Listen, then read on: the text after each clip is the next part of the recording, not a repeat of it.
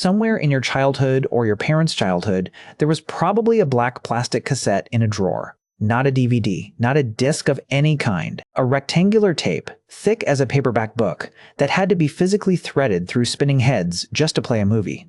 That format was VHS, and for most of the 1980s, it completely dominated home video. Here is the part that confuses people when they learn it.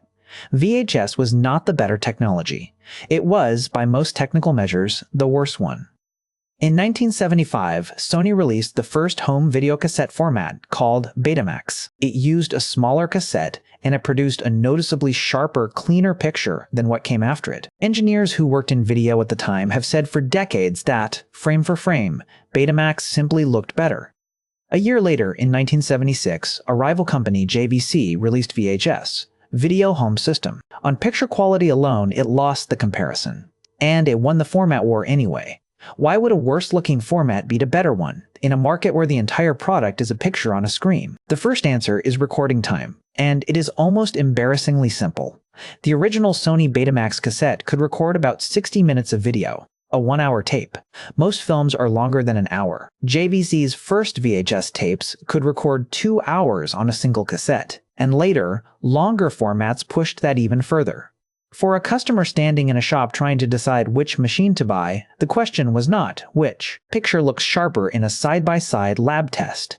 It was, can this thing record the film I want to watch, or the football match that runs past midnight without stopping halfway through to flip the tape? VHS could. Early Betamax could not. Sony did eventually extend Betamax's recording time too, but by then the comparison that mattered to ordinary buyers had already been made, and the reputation had already stuck. The second reason is less about the tape and more about the company selling it. Sony treated Betamax the way a company protects an invention. It kept tight control over who was allowed to license the format and manufacture the machines. JVC did the opposite. It aggressively licensed VHS technology to almost any manufacturer willing to build it, including major competitors like Panasonic, RCA, and Hitachi. That single decision changed everything downstream. More manufacturers meant more competition between VHS machines, which meant falling prices faster. More companies making VHS players meant more companies motivated to release films on VHS tape.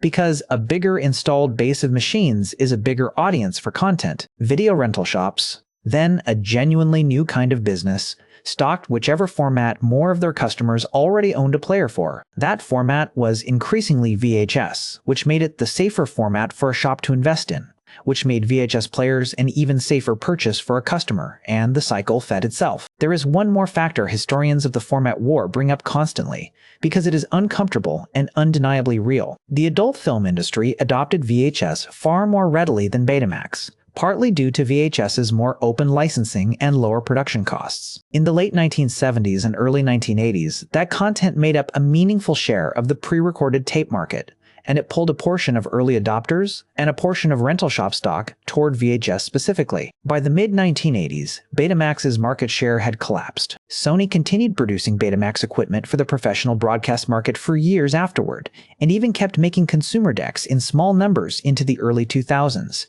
But the home format war was long over. So the lesson underneath the plastic cassette is not really about videotape at all.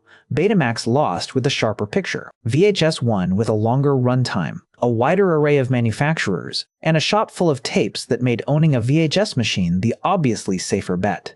The best version of a product does not automatically win. The version that is good enough, cheap enough, and everywhere enough usually does. Now you know.